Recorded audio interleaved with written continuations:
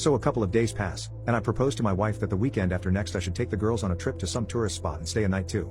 At this point, I should also mention that due to her job being pretty demanding and frequently exhausting her, and just due to our various passions and talents, I was always the main caregiver.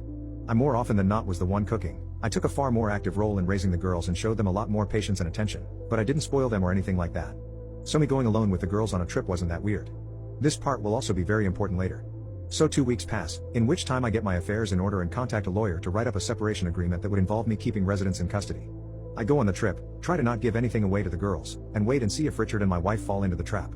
When I returned I checked the recordings of the weekend, and sure enough it's a 36 hours lovemaking fest. When they weren't doing it, the dialogue was something even better. I found out that Richard had a wife, though more on her later. But even worse, they also talked about me.